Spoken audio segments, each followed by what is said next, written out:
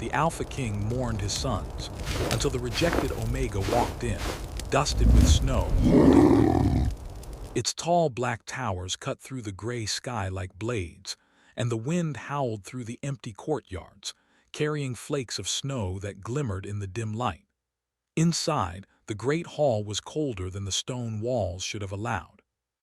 Candles flickered in their holders, but their light barely reached the shadowed corners where silence had taken root. The Alpha King, Malric, sat on his throne, a giant of a man draped in furs and iron. His shoulders, broad as the castle gates, slumped under the weight of grief. His eyes, once sharp and commanding, were hollow, shadowed with sleepless nights and endless mourning. His sons, the heirs of Eldrith, had been taken from him in a war against the shadowed forces of the north. No messenger, no herald had come with good news. Only the bitter, cruel reality: they were gone. He had ruled with strength, a king whose word was law, whose presence alone demanded obedience. But now all that power felt meaningless. The castle, the crown, even his own body, all were hollow vessels. His sons had been his heart, and now his heart lay shattered on the frozen stones beneath his throne. The hall was empty, save for the servants who moved quietly like ghosts. They did not dare speak. Even the courtiers had fled to the warmth of the outer chambers, leaving Malric to his grief. The wind rattled the windows, carrying a song of despair that no living soul could bear. Malric's mind wandered endlessly through memory and regret. He remembered the day his sons had been born, the joy in their mother's eyes, the laughter that had once echoed through the castle walls. And then the war, blood spilled on snow, steel clashing in endless nights. He had sent them to fight, believing in their strength, believing they could survive. And now the price of that belief was unbearable. He clenched his fists, the leather of his gloves creaking under the pressure. His breath came in shallow bursts, clouds of mist curling from his lips.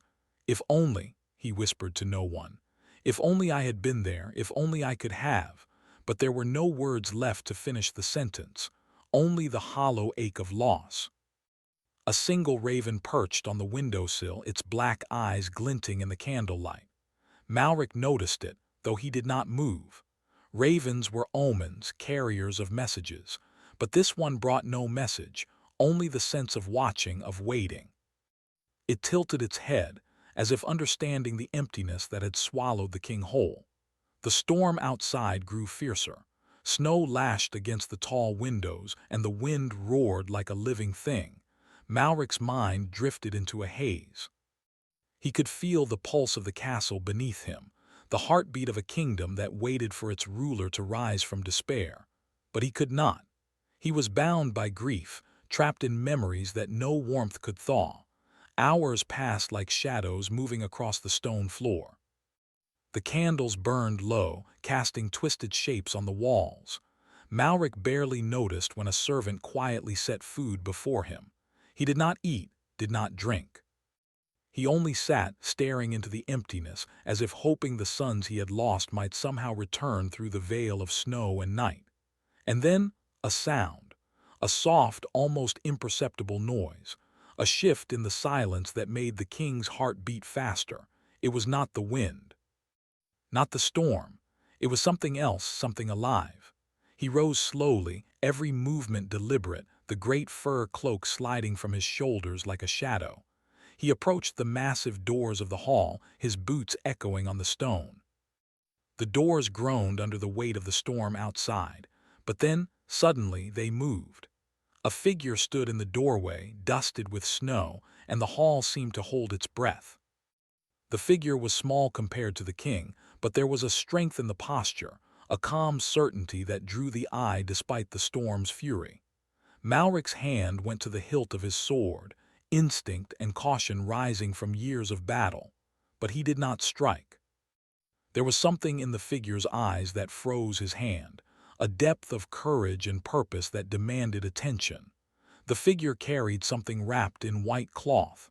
At first, the king could not see what it was. Then slowly the cloth shifted, and he recognized what he had feared he would never see again. His sons, alive. Their small faces pale but unharmed, their eyes closed as if in sleep. Malric's knees trembled. The world outside the hall, the storm, the silence, the grief, faded into nothing. All that remained was the impossible truth before him. His sons were alive, and they were here, in the hands of a person he had long rejected and cast from his kingdom. The Omega, once scorned and exiled, stepped fully into the hall. Snow fell from their cloak like tiny stars, glimmering in the dim light. Their eyes met Malric's, steady and unwavering, carrying the weight of untold journeys, of dangers faced alone, of sacrifices made in the name of something greater than themselves. For a long moment, the king said nothing. The hall was silent except for the wind's low moan and the soft breathing of the children. Then his voice came, low and trembling. How did you find them?" The Omega's lips curved in the faintest shadow of a smile. "They were not lost," they said simply. "Only waiting for someone who would not give up on them." Malric's heart ached, torn between rage and gratitude. Rage for the years he had wasted in pride, for the hatred he had once felt toward the Omega, for the moments he had believed all was lost. And gratitude, raw and overwhelming, for the courage that had brought his sons back from the brink of death. He stepped closer, every movement heavy with disbelief.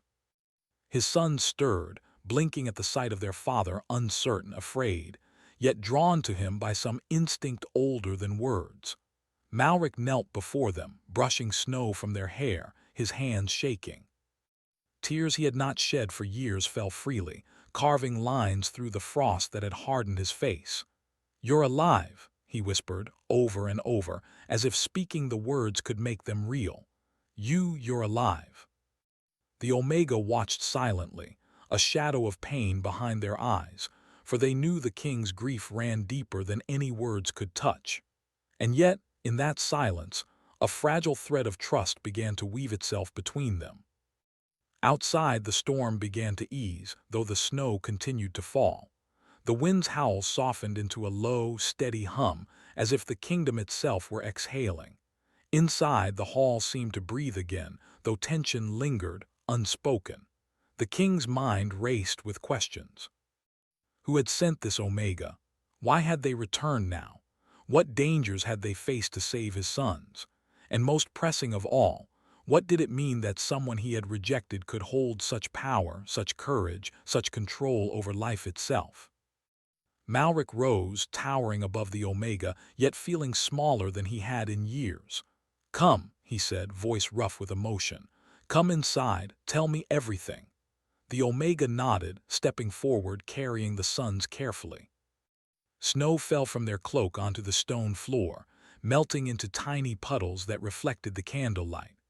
They walked together toward the hearth, toward warmth, toward answers, but the king knew the night was far from over. There were truths to be spoken, confessions to be made, and a kingdom still in shadow.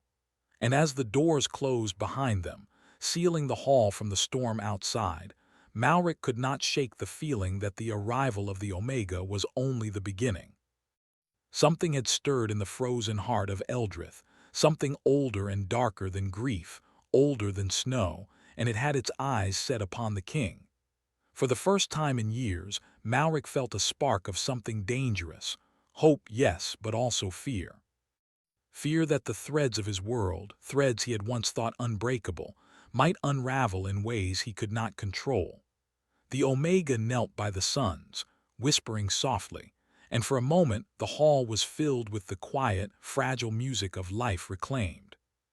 But Malric's gaze lingered on them, and then on the figure who had defied exile, defied the king's wrath, and returned with his children. A storm was coming, both within and beyond the walls of Eldrith, and when it struck, no one would remain untouched.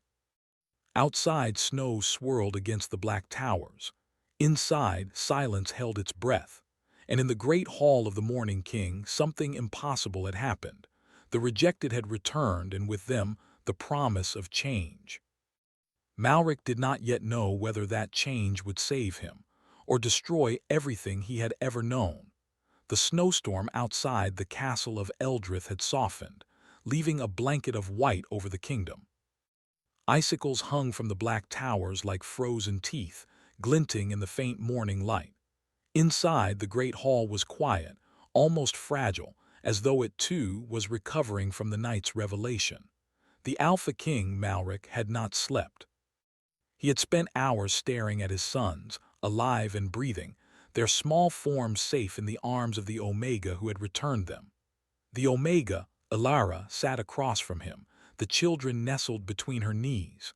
Snowflakes clung to her dark cloak, slowly melting on the stone floor. Her eyes were calm but wary, sharp as ice, and yet there was a softness in the way she cared for the boys. Malric could not read her fully. Pride and resentment, gratitude and suspicion all warred within him. He had rejected her once, banished her from the kingdom, for a reason he could not fully remember without pain. And yet here she was, alive, fearless, and stronger than ever. The boys stirred, rubbing their eyes as the dim candlelight touched their faces. One yawned, the other murmured something indistinct, both unaware of the tension surrounding them. Malric reached out instinctively, brushing a lock of hair from the smaller one's forehead. "You're safe now," he whispered, the words tasting like both relief and disbelief. "I won't let anything harm you again."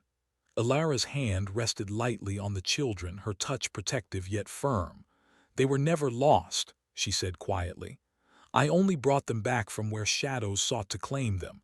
But the danger is not gone, King Malric." The title struck Malric like a blade. "King." His voice was rough, brittle with emotion. I have no right to call you anything but a thief of trust.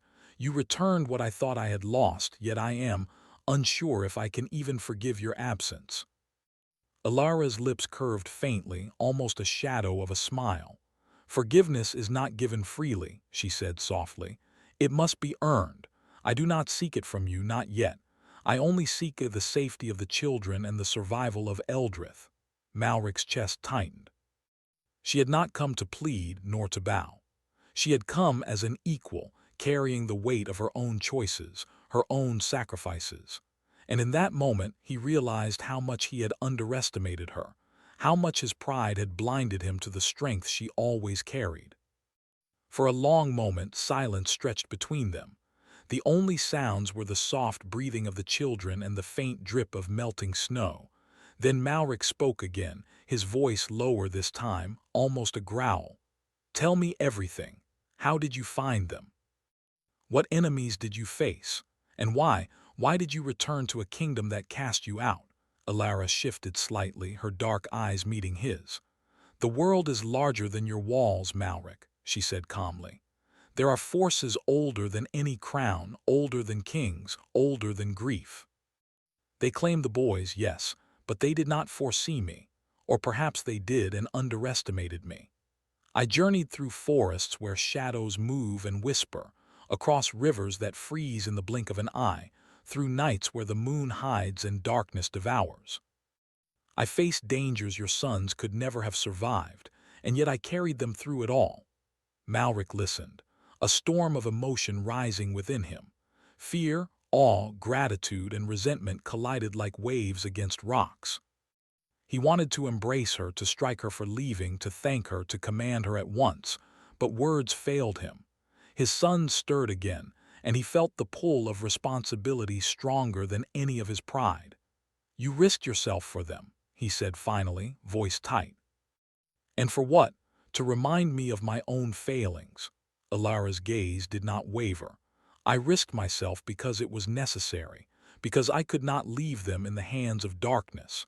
And because, perhaps because there is still a bond between us, though you may not see it now." Malric's fists clenched at his sides. A bond. Once he had thought she was a threat, a shadow in his court that needed exile. Now, standing before her, he realized the mistake of his judgment. Yet even as his pride struggled to breathe beneath layers of grief, something stirred deep in his chest, a warmth long thought frozen by loss. Outside, the wind shifted. The snow whispered against the windows, as though carrying messages from the world beyond Eldrith. Malric knew that Ilara spoke true, The danger was not gone. Shadows moved in the north, in places where the light of men could not reach. Forces older and crueler than war plotted quietly, waiting for cracks in the hearts of kings and the courage of those brave enough to defy them. He could see it in her posture, in the way she held the children. Elara was prepared, alert, aware. She did not fear him, she feared only what threatened life itself, and that realization both enraged and humbled him.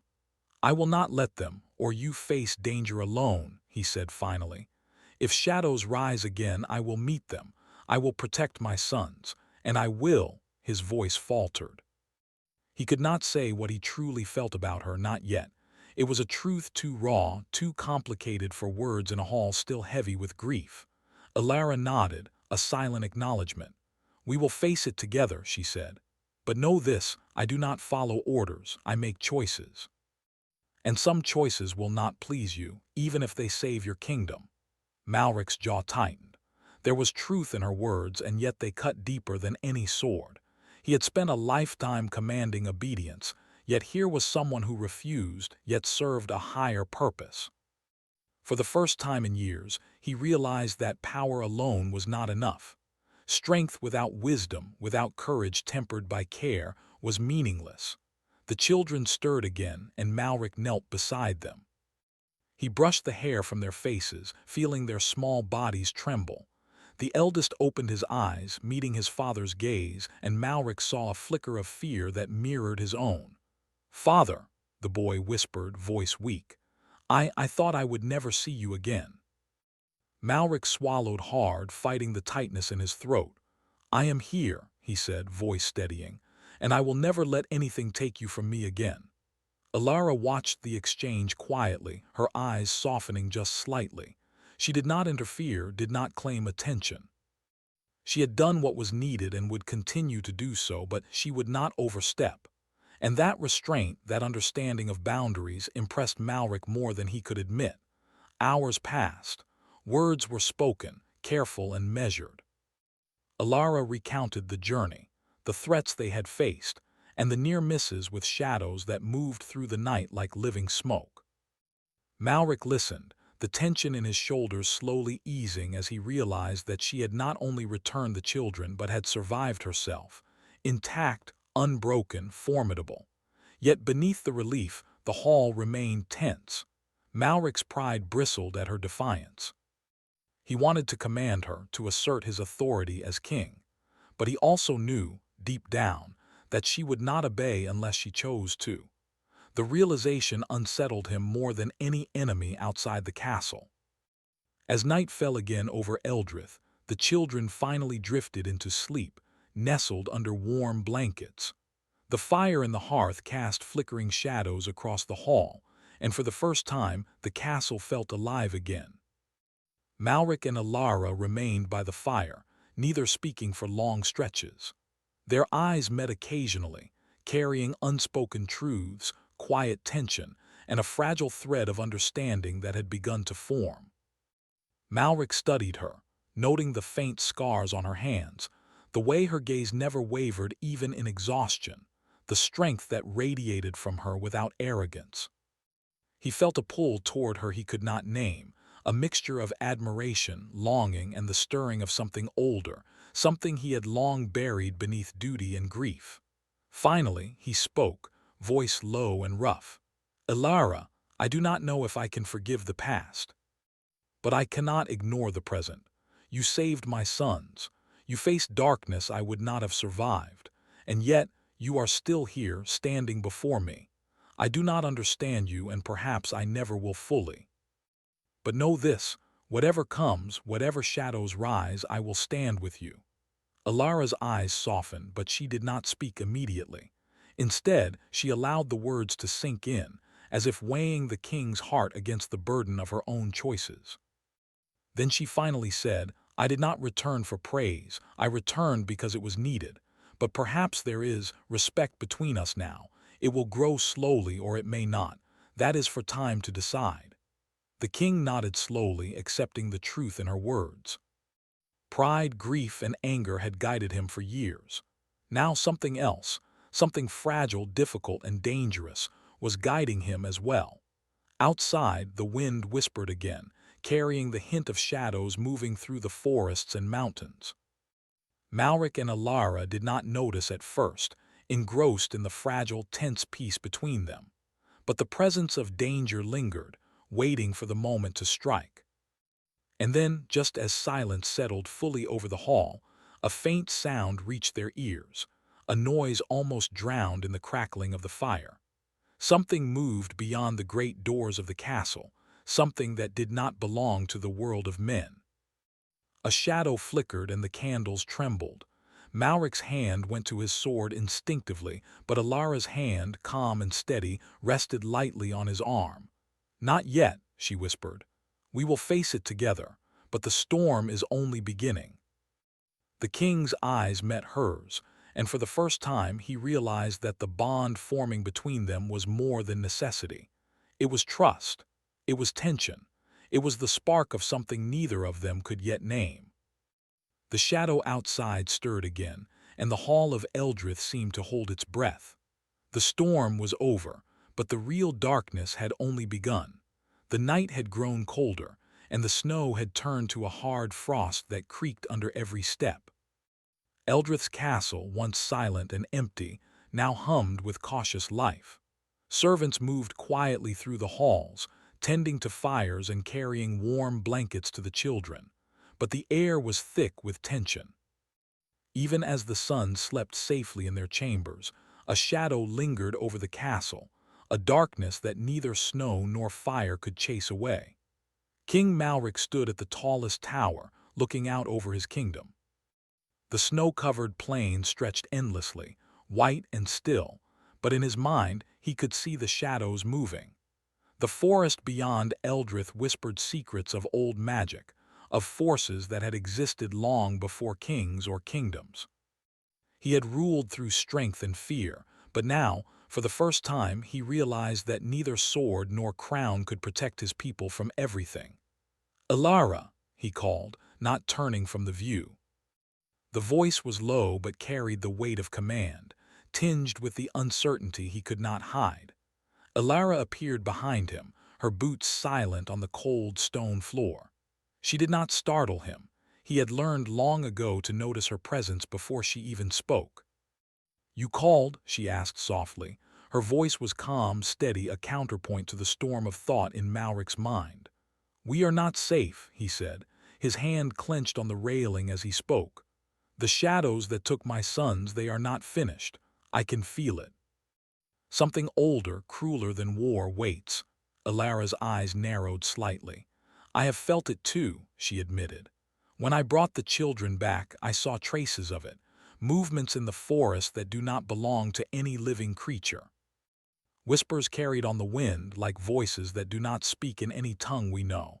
The enemy that took them is patient. They wait for the right moment to strike again." Malric turned to face her. The moonlight, faint and silver, traced the sharp lines of her face. "And you know this, why? You have faced them before. You survived when I would have thought impossible." Alara's gaze did not falter. "I survived because I had no choice. You would not have sent yourself. You would have stayed in the castle, your grief blinding you. But I moved because someone had to, because the children needed me." Malric's chest tightened.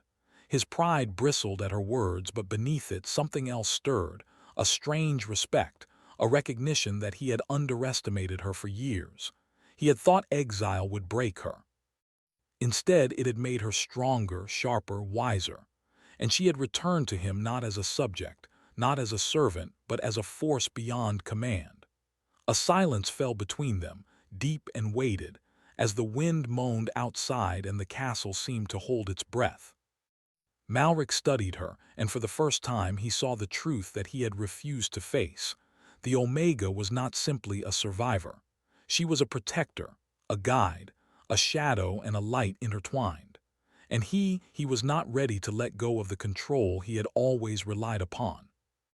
"Alara," he said finally, voice low, almost hesitant, "if what you say is true, if the shadows return, will you fight with me? Will you stand with the kingdom and not just the children?" Alara considered him, her eyes reflecting the moonlight. "I fight for what must survive," she said softly. "If the kingdom is to endure, then yes, I will stand. But not because you ask it of me, because it is right, because it is necessary. You must understand, Malric, I will not bend to your pride."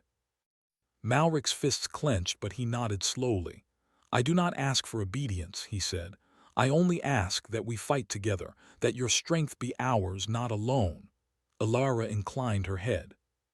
The conversation ended there, but in the silence, a thread of understanding began to form, a fragile bond of trust that neither of them fully acknowledged. The next morning, the children awoke to a bright but icy dawn. The halls were warmer now, fires burning in every room, yet Malric and Alara knew that safety was only temporary.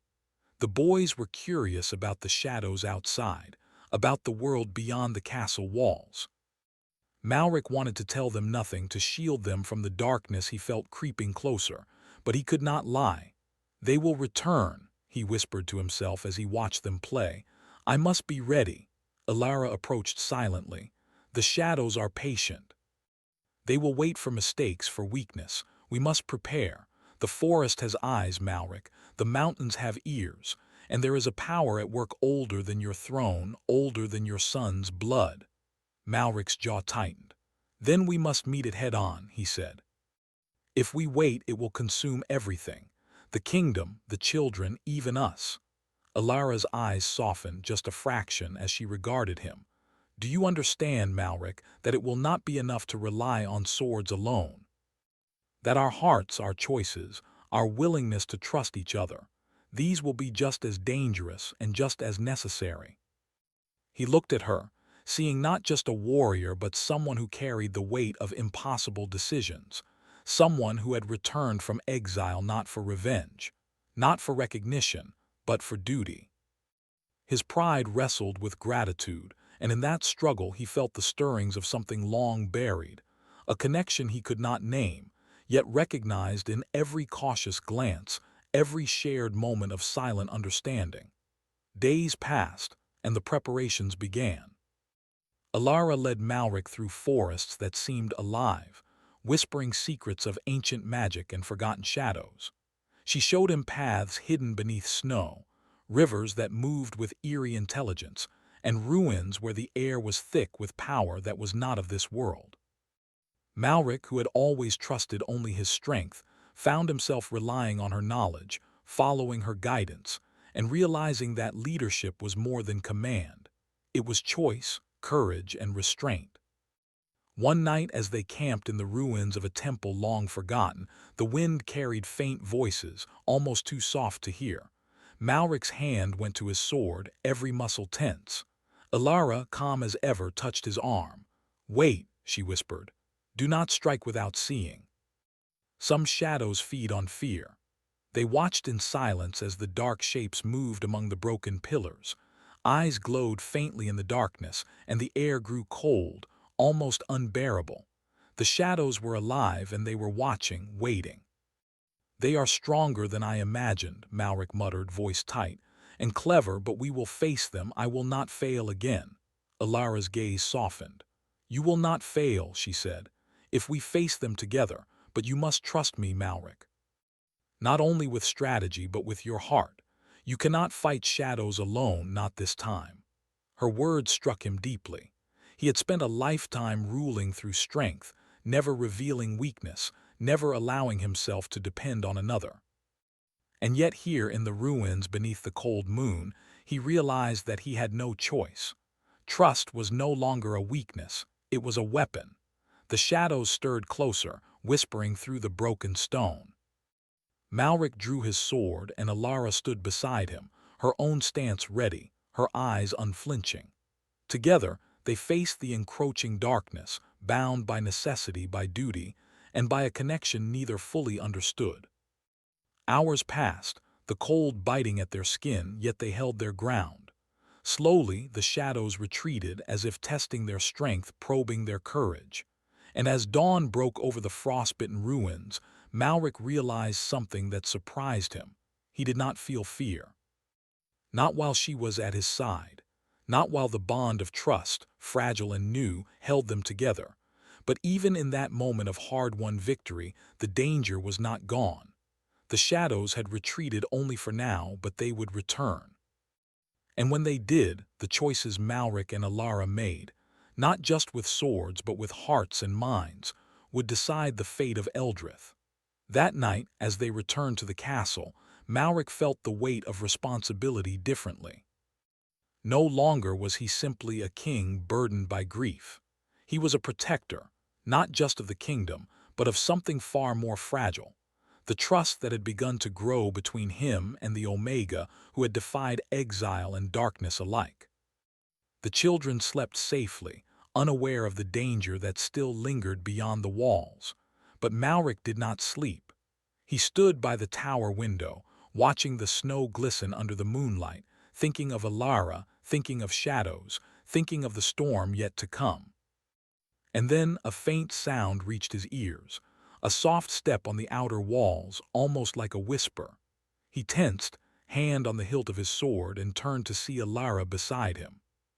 "They are coming," she said softly, eyes fixed on the horizon where the first dark shapes had begun to move. "Sooner than we thought."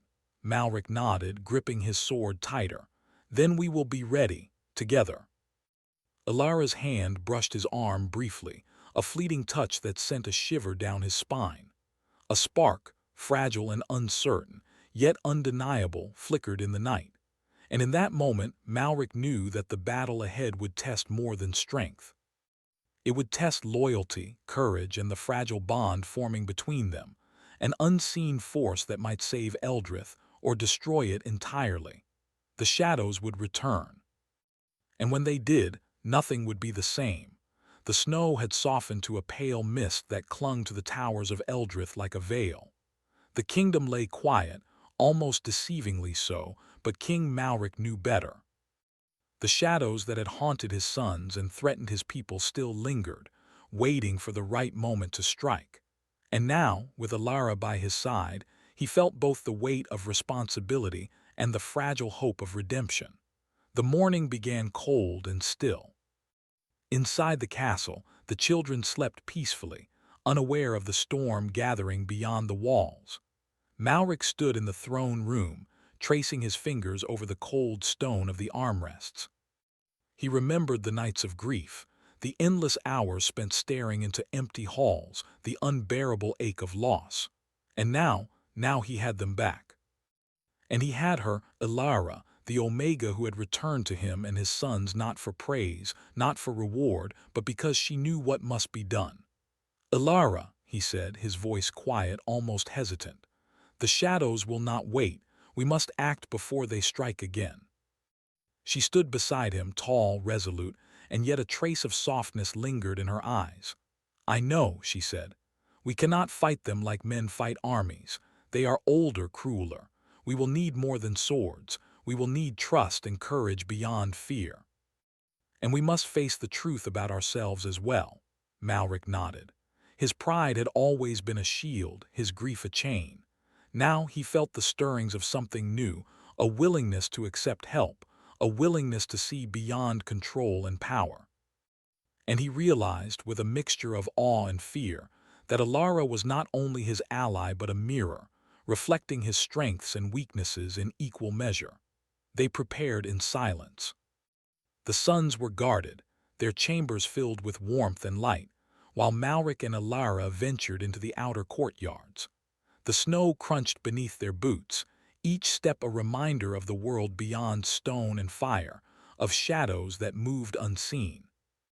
Alara led him to the edge of the forest, where the trees twisted unnaturally, branches black as night and frost-covered. "This is where they wait," she said. "Where the shadows gather and plot, we must be careful. They will test us, Malric, not just with fear, but with temptation, with doubt, with memories we would rather forget." Malric's jaw tightened. He had faced armies, treacherous kings, and countless enemies, but this was different. This was something older, something that could see into his heart, that could exploit his grief, his pride, his anger. And yet he did not falter, not with her at his side. They entered the forest, moving silently through the snow-laden paths. The air was heavy, almost suffocating, thick with magic older than any man could name. Shadows moved in the corners of their vision, shapes that whispered and flickered, vanishing before one could see them clearly. Malric's sword remained ready, but he knew steel alone could not protect them. They would need courage and trust and a willingness to face the darkness within themselves. Hours passed. The forest seemed endless, a maze of frost and shadow. And then they came upon a clearing. The ground was blackened, frozen with unnatural cold, and in the center shapes moved dark, flickering, shifting like smoke. Eyes glimmered from the darkness, glowing faintly, cruel and watchful. Malric raised his sword, heart pounding. "They are here," he said. His voice was steady, but beneath it a current of fear ran, sharp and biting. Alara stood beside him, her stance calm, almost serene. "Yes," she said, "and they will strike soon, but we are ready, together." The shadows moved, coalescing into forms more solid than before. They whispered, voices like wind through dead branches, feeding on fear, doubt, and grief. Malric felt a pull at his heart, memories of loss and failure washing over him like icy waves. The urge to retreat, to turn back to the safety of the castle, pressed against him, but he did not falter. Alara's presence grounded him, a steady flame in the storm. "You must trust me," she whispered, placing a hand lightly on his arm. "Not just your sword. Not just your strength. Trust me, trust yourself, and trust the bond we share." Malric met her gaze. In her eyes he saw not just courage but understanding, a recognition of his grief, his pride, his fear. And something else, something softer, harder to name, that stirred deep within him. He nodded. "Together," he said. The shadows struck then, rising from the ground like smoke made solid, twisting and flickering with unnatural energy. Malric swung his sword, steel biting into shadow, and felt the resistance of something alive, something that hated the light, hated life itself. Alara moved beside him, her movements precise, fluid, cutting through the darkness with a grace and power that left Malric breathless. They fought for hours. The shadows tested every weakness, probing their fear, trying to separate them, whispering lies and illusions. Malric saw visions of his sons lost forever, of Alara falling, of the kingdom reduced to ruin. Every step was a trial, every breath a test of resolve. And yet they stood together, their movements synchronized, their minds and hearts aligned against the darkness. At the height of the battle, a shadow surged forward, larger, more terrible than any before. It sought to engulf them both, to extinguish the light they carried. Malric stepped forward, raising his sword, and felt the weight of all he had lost, all he had endured, and all he had to protect. Alara placed her hand over his, steadying him. "Together," she said. "We are stronger together." And in that moment something shifted, not just in the battle but within them. The shadows seemed to falter, sensing the bond between them, the trust and courage they shared. Malric and Alara moved as one, and with a final, determined strike, they shattered the darkness, the shadows dissolving into nothingness, leaving only silence and frost. They stood in the clearing, panting, the first pale light of dawn breaking through the trees. Malric lowered his sword, looking at Alara, seeing not just a warrior but someone who had changed his heart, who had saved his sons and his kingdom, and who had shown him a strength beyond steel. She smiled faintly, exhaustion in her eyes but triumph in her stance. "It is done," she said softly, "for now, but the world is not without danger. We must remain vigilant." Malric sheathed his sword, feeling a weight lift from his chest. "For now," he repeated, and then quietly, almost to himself, he said, "But we survived, together." Alara's gaze softened. "Yes," she said, "together." They returned to Eldrith, carrying with them not just the relief of survival, but a new understanding of what it meant to lead, to protect, and to trust. The children greeted them with laughter and tears, running into Malric's arms, their small voices filling the castle with warmth and life. For the first time in years, the halls were no longer empty. The fires burned brighter, the walls seemed less cold, and the kingdom, fragile yet alive, breathed with hope once more. Malric and Alara stood together in the throne room, watching the children play. The weight of grief was not gone, it never truly would be, but it was tempered now by trust, courage, and something deeper, a bond forged in danger and shadow, in loss and redemption. He turned to her, voice quiet but firm. "Ilara, I do not know what the future holds. But I know this, I cannot face it without you. Not as a king, not as a father, not as a man. You are part of this kingdom, part of my life. And I will not let the shadows take that from me again." Her eyes softened, and for a moment the quiet between them spoke louder than words. "I am here, Malric," she said, "and I will remain. As long as there is light to protect and hearts to save, I will be here."